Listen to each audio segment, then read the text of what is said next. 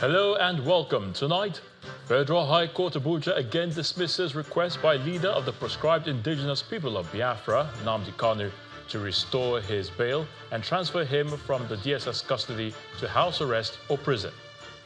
Chief Justice of Nigeria warns that the nation's judicial system will no longer tolerate misconduct by judicial officers as Minister of Justice laments non-review of salaries of judicial officers for almost 17 years. And former President Goodluck Jonathan urges Governor Siminalayi Fubara and FCT Minister Nyesom Wike to reconcile their differences, says political crisis in Rivers could negatively impact the Niger Delta. On business news tonight, Debt Management Office says 4.9 trillion naira has been raised from 7.3 trillion naira securitized Ways and Means.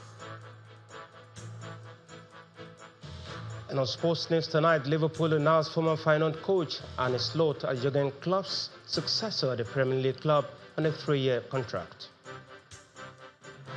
And from Abuja, the nation's capital, 1.2 million students in federal tertiary institutions in the country to participate in the pilot phase of the newly introduced student loan scheme by the federal government. And in international news from London, Iranian state media have confirmed Iran's president, Ebrahim Raisi, has been killed in a helicopter crash.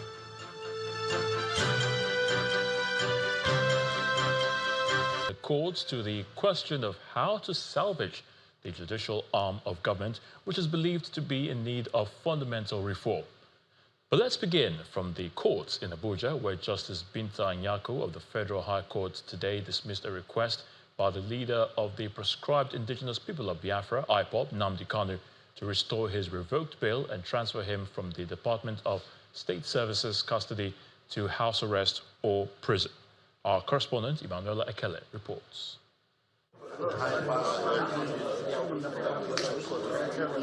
The detained leader of the indigenous people of Biafra, Mr. Nnamdi Kanu, is received by friends and family members as he arrives to court for the ruling on his application to be transferred from the custody of the Department of State Services to Kuje Prison, as well as his fresh bail application.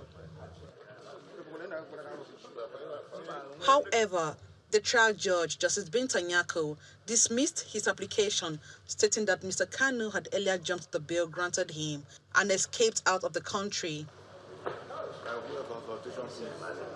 Justice Nyako added that the sureties who stood for him in the earlier bail had applied to be discharged and had been discharged on the ground that they could not locate Kanu and did not know his whereabouts. The judge also disagreed with Mr. Kanu's lead counsel that the Supreme Court held that the earlier bail granted him ought not to have been revoked, adding that she had perused the Supreme Court's judgment and did not see the claim of the lawyer.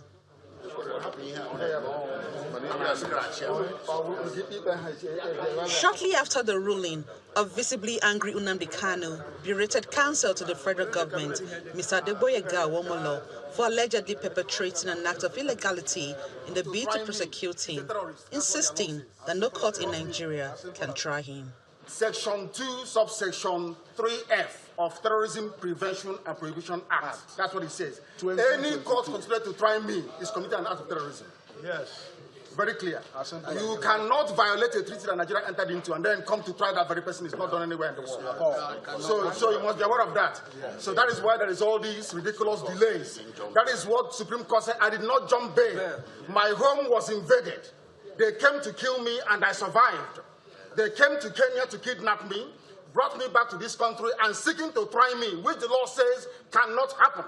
His counsel speaks after the day's proceedings. What led to all these problems is the refusal of the court to obey or implement, for want of a better word, to implement the ruling of the Supreme Court that Mazi Nnamdi Kanu never jumped bail, that he was driven into exile by the actions of the prosecution, and therefore the ruling by the court that a jumped bail shouldn't have been made. So, ordinarily, we expected that this court would have just followed suit by restoring his bail, but it didn't happen.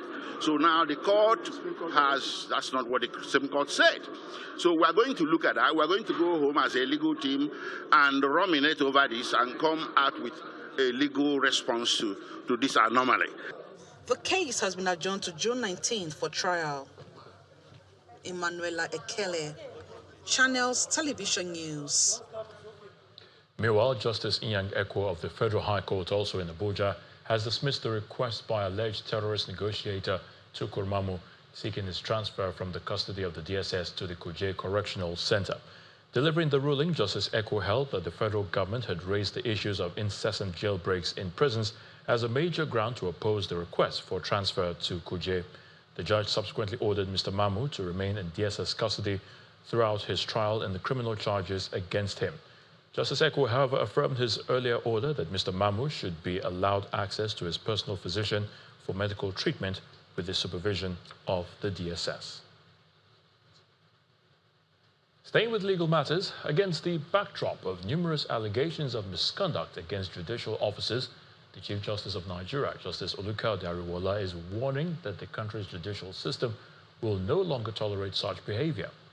He gave this warning at the opening of a two-day workshop for High Court and Appeal Court judges in Abuja. The workshop aims to review the judicial proceedings of various petitions arising from the 2023 general elections. The Chief Justice of Nigeria, the President of the Court of Appeal, and other senior judicial officers are attending this conference in Abuja to review judicial proceedings around the 2023 elections.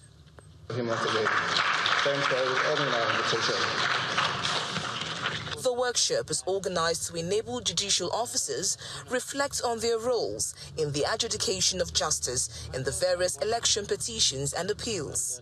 We want to learn from our errors. We want to discuss what we found as wrong with our legislation pertaining to elections. Having experienced it, having tried to apply the provisions.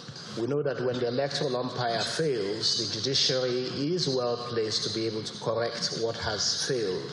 And I think it's important that the judiciary continues to play that role to be able to ensure that citizens' confidence in elections, citizens' confidence in democracy remains very much intact.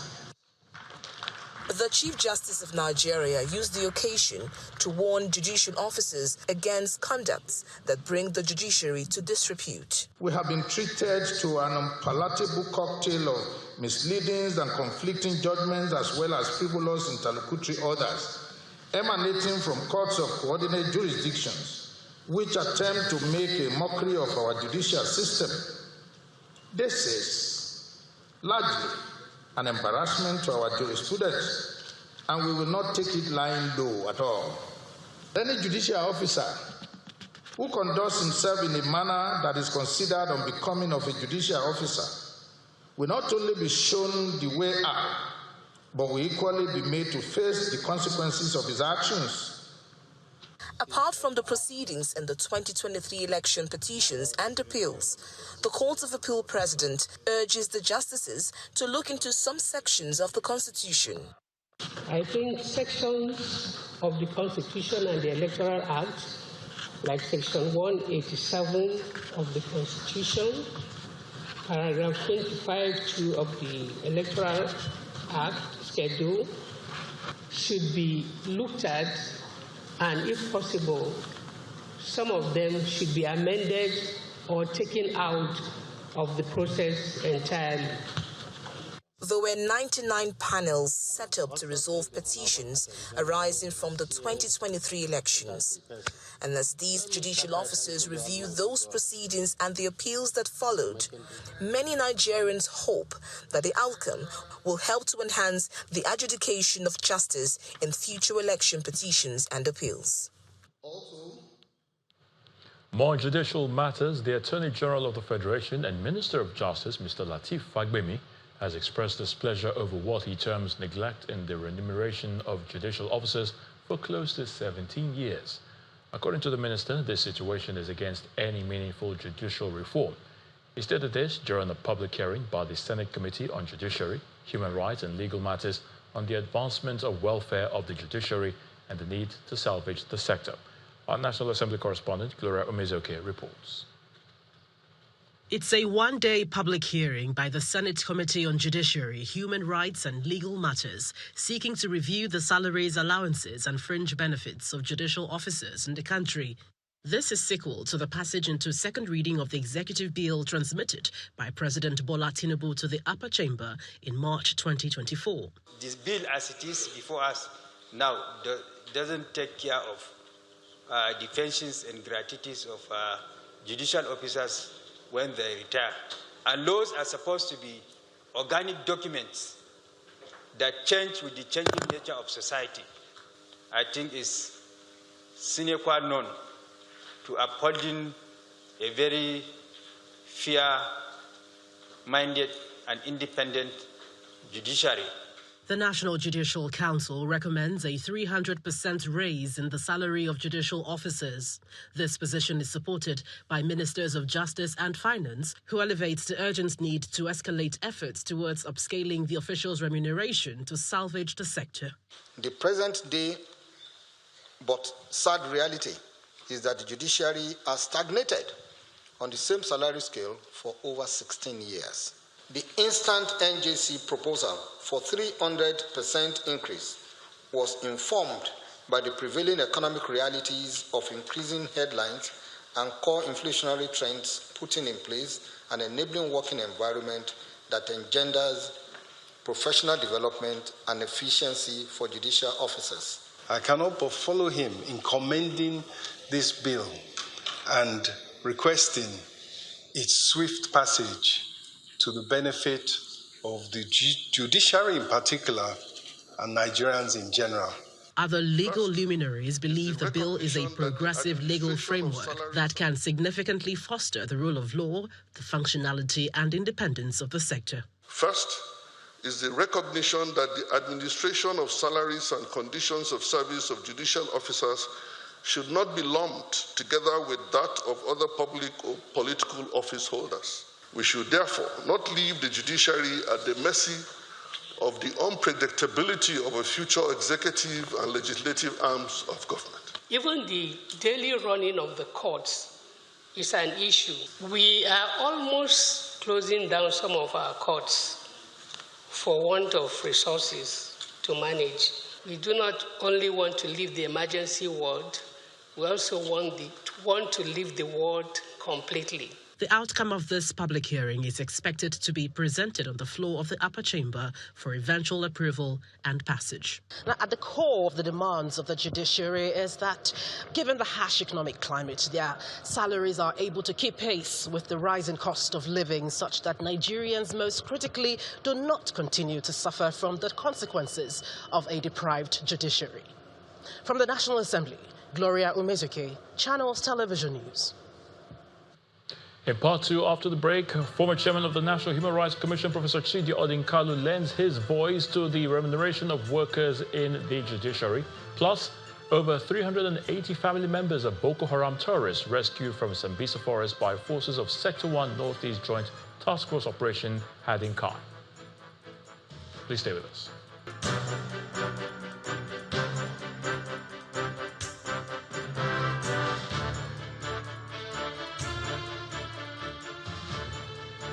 Welcome back. If you've just joined us, you're watching the news at 10, coming to you live on Channels Television from Lagos. A reminder of our top stories. Federal High Court Abuja again dismisses request by leader of the proscribed indigenous people of Biafra, Nnamdi Kanu, to restore his bail and transfer him from the DSS custody to house arrest or prison. Chief Justice of Nigeria warns that the nation's judicial system will no longer tolerate misconduct by judicial officers, as Minister of Justice laments non-review of salaries of judicial officers for almost 17 years. Former President Goodluck Jonathan urges Governor Siminalayi Fubara and FCT Minister Nyesom Wike to reconcile their differences, says political crisis in rivers could negatively impact the Niger Delta. And the Iranian state media confirm Iran's President Ibrahim Raisi has been killed in a helicopter crash.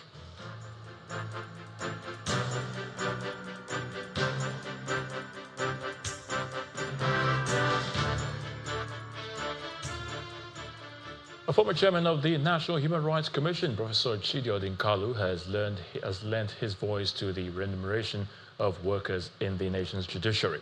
Professor Odinkalu believes that any percentage increase in the Remuneration for judges without doing same for other judicial workers could hinder smooth running of the judicial system.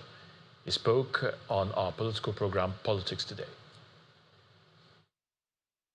Why do we think that everything has to start from judicial dispute resolution when administrative process is not functioning? Because when the administrative process functions, one, you reduce the load on the judiciary itself. Number two, you reduce the need for judges to be sitting every time, and the caseload they have, therefore, is reduced. Number three, you also make the judicial system more efficient. So, administrative justice is important. The political system and its functionality is very critical, but we don't want to prioritize those, nor do we want to prioritize the lower down. We are just picking up judges. And if you ask me, this is settlement. This is politicians settling the people through whom they now control the political system. And they realize that the people no longer matter. Our votes no longer matter. And therefore, they can casualize the people in this conversation. That is what, in my view, is being reflected here. That the legitimacy, the mandate of politicians is increasingly residing in the hands of judiciary or judges, and therefore those are the people whom they are prioritizing. This is judges and politicians involved in a quid pro quo that casualizes the people. We have to be careful about this. Away from the judiciary, former President Goodluck Jonathan is calling for an end to the political crisis in Rivers State, warning that the dispute could have significant implications for the entire Niger Delta region. He urged Governor Siminalayi Fubara and his predecessor, FCT Minister Nyesom Wike, to reconcile their differences for the benefit of the citizens. The former president was speaking during the flag-off of the Trans-Kalabari Road in Obiakpo local government area. Outgoing governors and incoming governors must know that they work together for the collective interest of the state.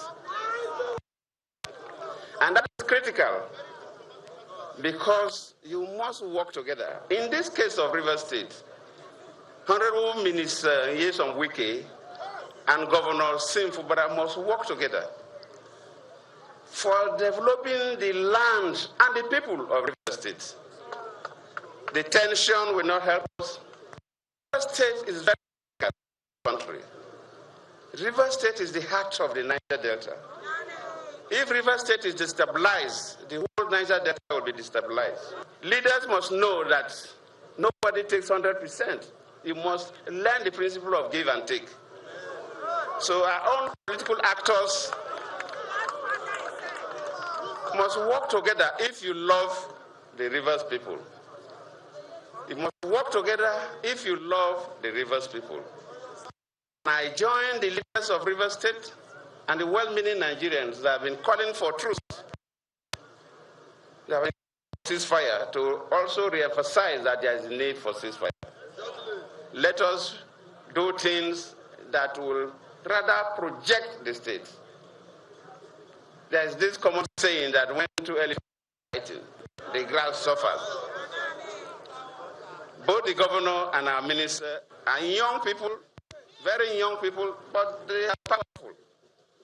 And if they continue to fight, the Rivers people will suffer. Whatever has passed has passed. Let's move to a new future for the interest of the state, for the interest of the Niger Delta, and indeed for the interest of the country.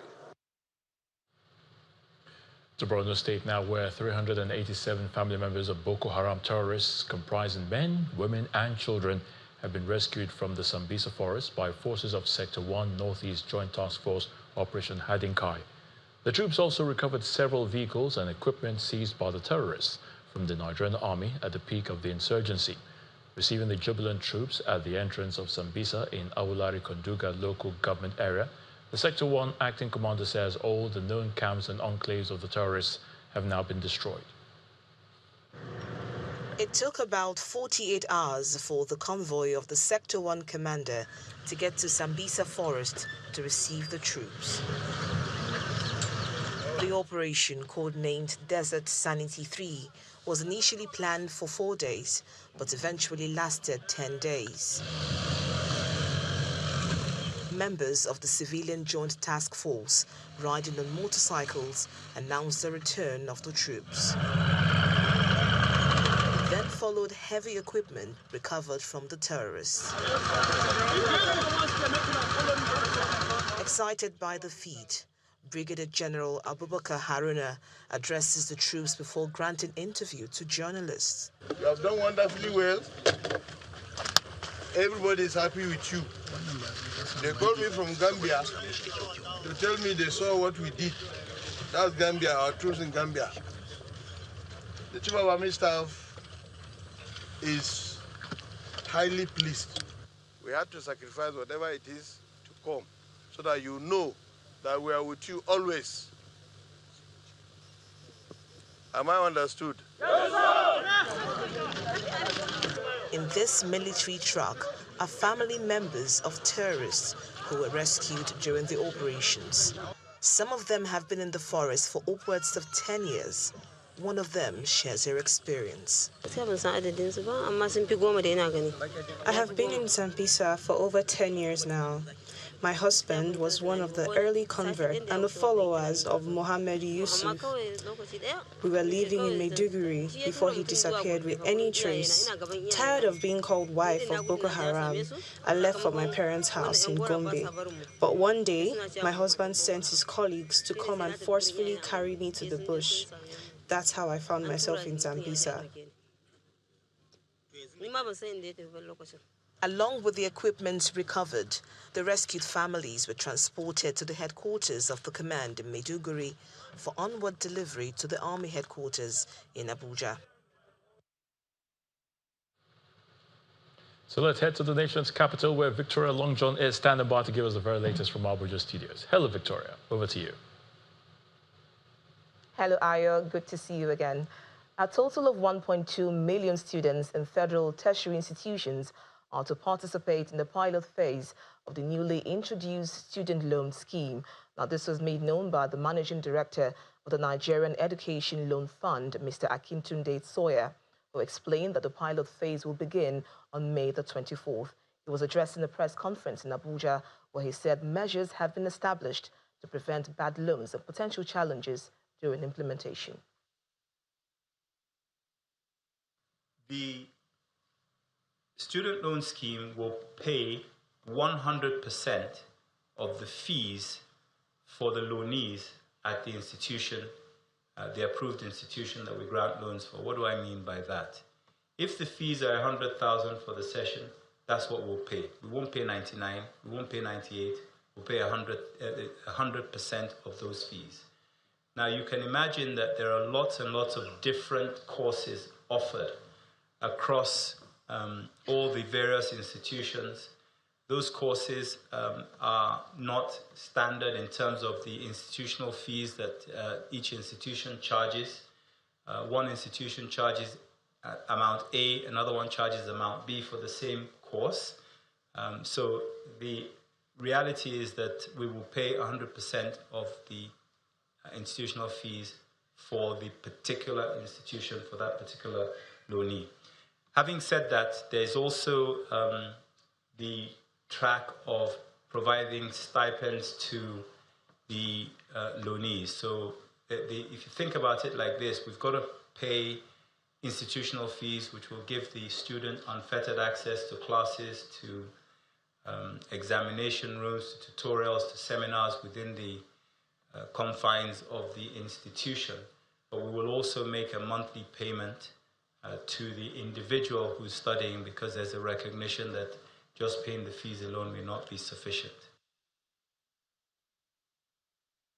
We turn our attention now to infrastructure development in Akwa Ibom State, where Governor Umar Eno has commissioned 3 internal roads at Shelter Africa State in Uyo, the state capital, as part of activities to mark the first anniversary of his administration. The roads are among the projects which were carried over from the immediate past administration in the state.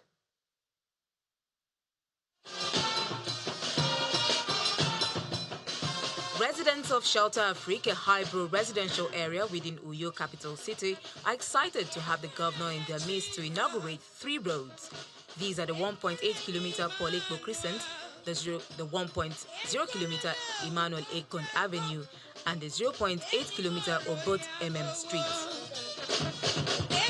The projects were initiated by the immediate past government of Mr. Udom Emmanuel, but completed by Governor Umoeno in fulfillment of his campaign promise to finish all projects initiated by his predecessor. First to speak is the Commissioner for Works and Fire Service, Professor Eno Ibanga, as he gives an overview of the projects. We have 150 millimeter laterite sub-base, 150 millimeter crushed stone base, and 50 millimeter wearing course. Two former federal lawmakers, Emmanuel Ekon and Obon Ekpo, after whom some of the roads are named, are appreciative of the gesture. I just want to thank you for what you have done. If it was in the past, maybe some people would have said, why naming it after Emmanuel Ekon? But you did it. You did it to prove to people that you are a true leader. Thank you for what you are doing in all facets of what you promised us. May God bless you. In his address at the occasion, Governor Umoeno says commissioning of the project is a promise kept. He gives further commitment to complete all projects initiated by the immediate past administration. He further stresses the need for unity among the people in spite of political differences. I believe that God has spread it across board. If we come together like we're doing, we'll continue to derive that benefit, even the benefit of advice. After his address, Governor Eno, accompanied by two top government officials, inaugurates the roads for use. In the name of the Father, Amen. The Son, Amen. And the Holy Spirit. Amen. More projects are built for commissioning in the coming days to mark the governor's first-year anniversary. Shelter Afrique, 1.8 kilometer, Paul Ekpo Crescent, 1 kilometer, Emmanuel. And still ahead on the news at 10, the Debt Management Office says 4.9 trillion naira has been raised from 7.3 trillion naira securitized ways and means. That's some business news. Join us again.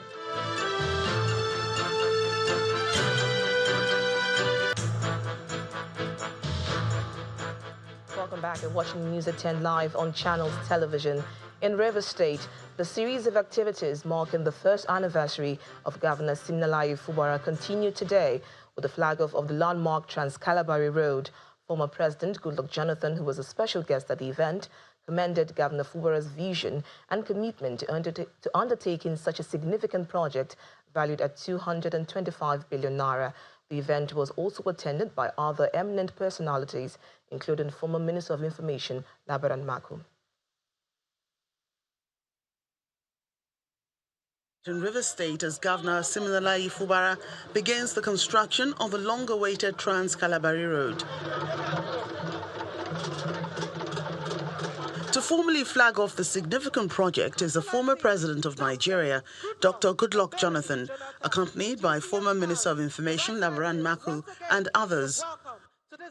While the previous administration completed the first phase of the Trans-Calabari Road, the current government has decided to follow the initial plan of an older administration led by Dr. Peter Odili, which extends the road from Rumolumeni, the host of NNS Pathfinder in Obiakpo local government area, through several communities in the swamp to the Calabari Kingdom. It commences from the Port Harcourt Ring Road at the Aka in Paul Road Junction, where we are currently seated, and extends through the swampy area behind Ignatius Azuro University of Education.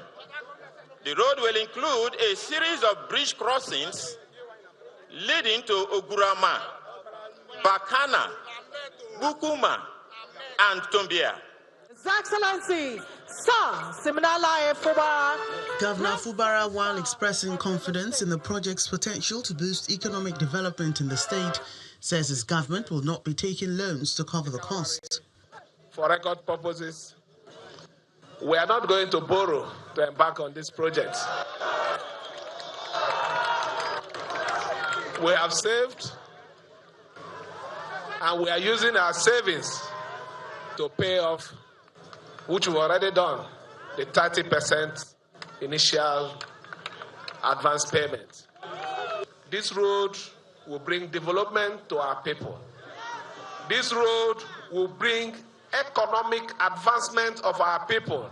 In his speech, former President Dr. Goodluck Jonathan commends Governor Fubara for embarking on such a landmark project and urged residents to support Governor Fubara for his dedication to development. Just like you made the request, we plead that the citizens of this state should encourage Fubara. He has shown within this short period that is somebody who is focused and who has a commitment to move River State to a higher level. And we need the maximum cooperation. So, Your Excellency, let me commend you for your vision and the courage to start this road project. He then performs the ceremonial flag-off, marking the official commencement of the project. More projects are expected to be commissioned by the state government in the coming months. Transcorp Power PLC has posted 30.2 billion naira profit after tax for the 2023 financial year and declared 3 naira 13 kobo per ordinary share as dividend to its shareholders. At the presentation of the 2023 annual report and financial statement to the company's shareholders, the chairman, Mr. Emmanuel Norum, pledged commitment of the company to delivering first-class services to its clients as well as make its shareholders happy. Transcorp Power PLC, owners of the 972 megawatts installed capacity Ughelli power plant in Delta State, who just went public last year, is hosting its shareholders to give a report of the 2023 financial year. After lengthy deliberations, where far-reaching decisions on the board and management were taken, the chairman of the company is confident that the path of the company will bring it to immense profitability. We just listed the company on the 4th of March, and less than 3 months we are holding AGM, and those that bought the shares are receiving dividend immediately. So shareholders are happy, and we'll do more for the future. And also the new Electricity Act signed by the President, Bola Ahmed Tinubu, has also energized the states, to go for their own regulatory part and also generate power. So I think a lot will happen in the next couple of years. Other members of the board talk about the power industry and how the company has weathered the challenges. Focus is to ensure that all the power we generate, we're able to evacuate from our plants. And working with the Transmission Company of Nigeria, their projects, today we have 2 interbus transformers that have enabled us, give us flexibility in respect to evacuation within our plant. We need power to develop, we need power to industrialize. We need power, to move this country forward, both across all sectors, education, healthcare, infrastructure. So anybody who wants to be part of this story, of growth, development, I think should invest in power, because that's a fundamental, that's a platform for any kind of meaningful development. But I'm also very proud to say that for any international investor, I think it's key that you know with whom you are investing. And from that point of view, for me, the Transcorp Group has been very good. Some shareholders commend the leadership of Transcorp Power for the performance. The first AGM, they declared a dividend of 3 naira 13 kobo. So going forward, we have been given the assurance that the dividend will continue to improve. You observe that their gross earnings grew by over 50%. The same thing on their profit for the year, it also grew. And we hope that coming next year, we are going to get better dividend. The company is working to attain a power generation target of 740 megawatts of power generation by the end of 2024. And that's it from Abuja. It's now back to you, Ayo, for the rest of the news at 10. Thank you so much, Victoria.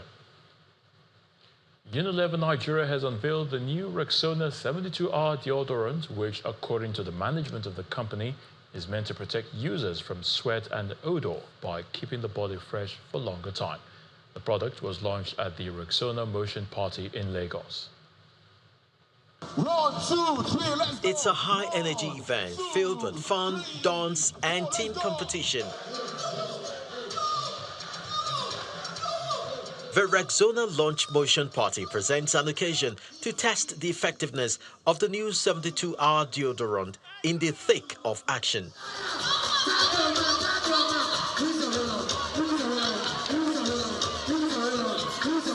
Participating teams are led by influencers, and whichever team stays the driest and freshest will be crowned winner.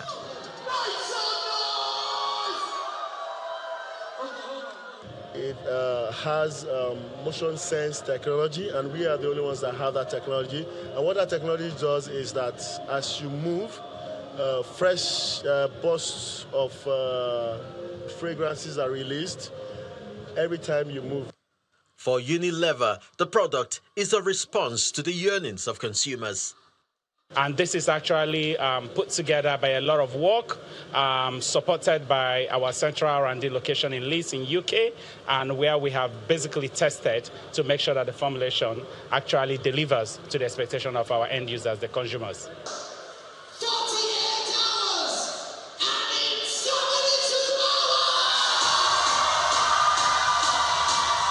The Rexona 72-hour deodorant is formally launched for consumers.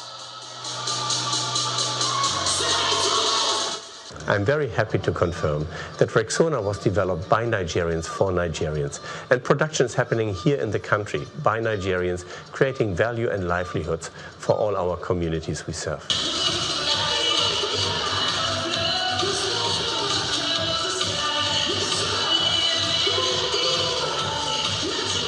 And for this influencer, the taste of the pudding is in the eating. Try it. If you doubt it, try it. That's the best way. If you doubt it, try it. And I feel like that's all you need to convince you. Just apply the Rexona 72-hour protection and allow yourself to go through the motion and activity and check. You're going to see that you're not sweating. With the unveil concluded, Unilever would expect consumers to make the most of the new Rexona 72 Hours deodorant. Time now for some business news with Will Ebom.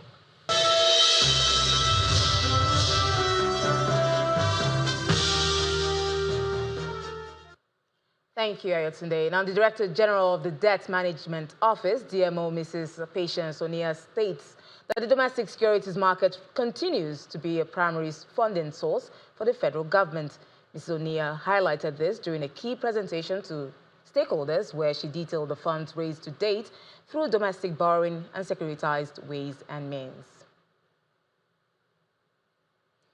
And the federal government has reversed its decision to hold the transfer of electricity regulatory oversight to state governments. This was made known by Minister of Power, Mr. Adebayo Adelabu, during a stakeholders workshop organized by the Nigerian Electricity Regulatory Commission in Lagos. The workshop aimed to address potential challenges in the transition process.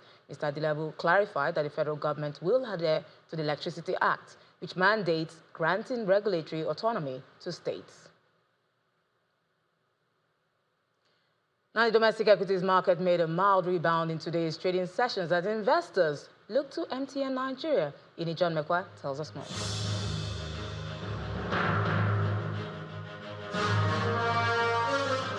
Hello, everyone. Welcome to the Stock Market Report. Well, it's a surprising move, and 6 Naira made a difference. The market mover today, MTN Nigeria, gained 6 Naira on its share price to close at 230 Naira.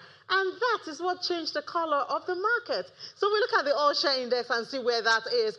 29 billion Naira was gained to bring the all-share index in the green, 0.05%. And remember, at intraday, it was at 97,000. By close of trade, we had gone back to 98,000. Good one for the all-share index, as well as that 29 billion Naira added right here, 5.536 trillion Naira. And when we look at the sectors, we see that, well, the almighty figures, they were down, except for Accessco. Accessco was unchanged, but the rest were down today. So that's why banking is down 1.51%. Consumer goods slightly down, also Honeywell flour, and they also dropped, and to bring that there. Oil and gas, undecided, but still in the green. So it's the first trading day of the week, and we open up with the bull.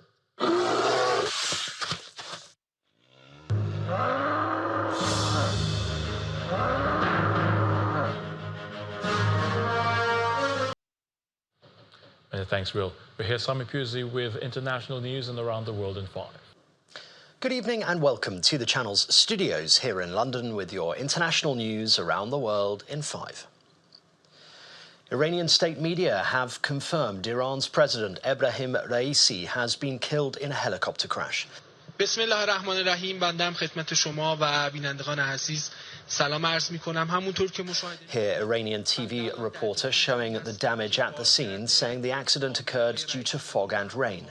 Here, the newly appointed interim president, Mohammad Mokhbar, as he addresses a cabinet meeting in Tehran. Turkey's President Recep Tayyip Erdogan sent his condolences to his dear friend, President Raisi.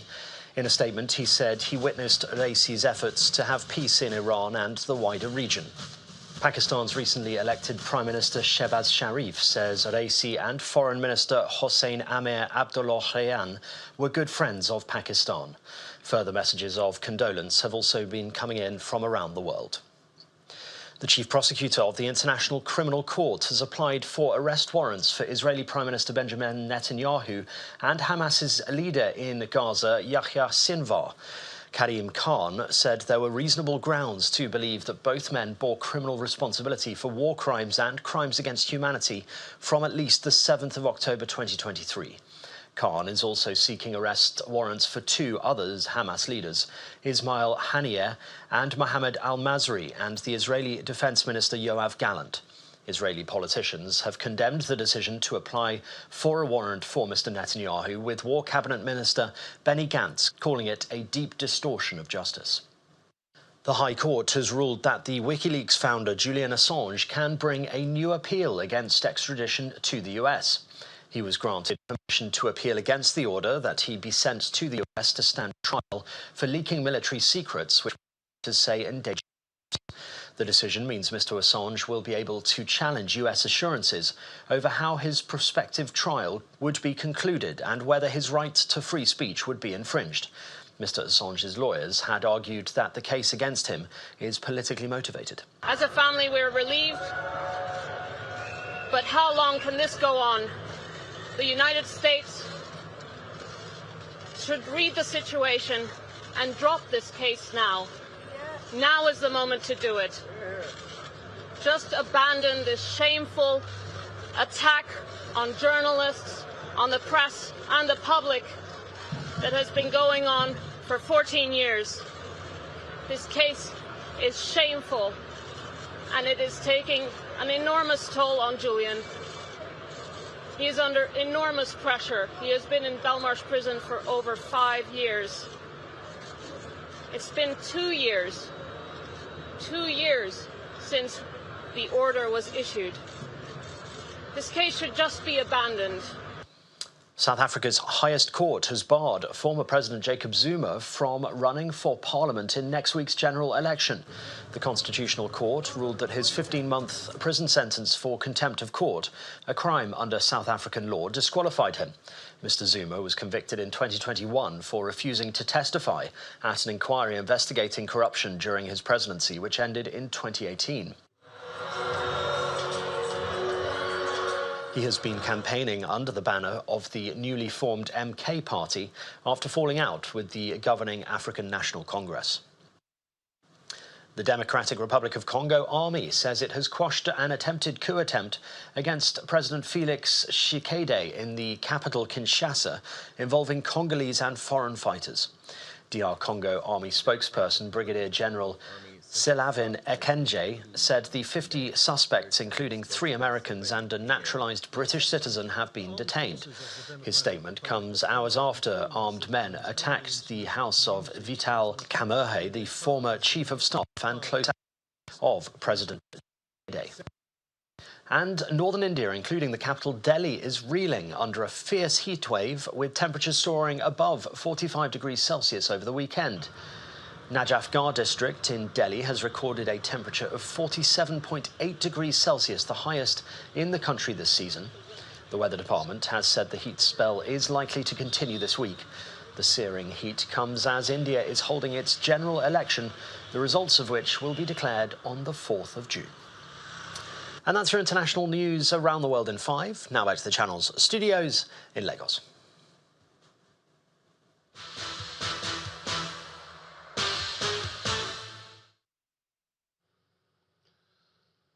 Liverpool have announced former Feyenoord coach Arne Slot as Jurgen Klopp's successor at the Premier League club.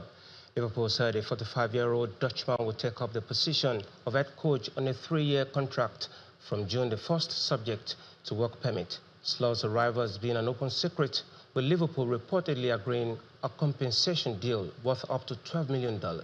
He led Feyenoord to the 2022-2023 Dutch league title, while this season they have won the Dutch Cup.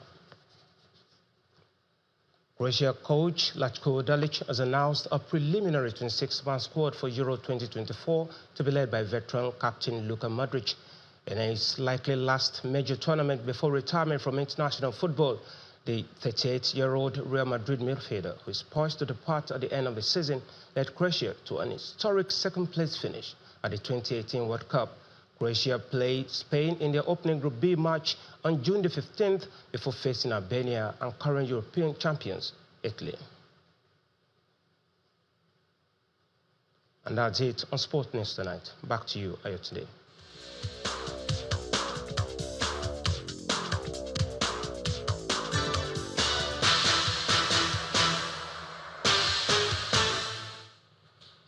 Many thanks, Timothy. And the main news again. The Federal High Court, Abuja, today dismissed the request by the leader of the proscribed indigenous people of Biafra, IPOB, Nnamdi Kanu, to restore his bail and transfer him from the DSS custody to house arrest or prison.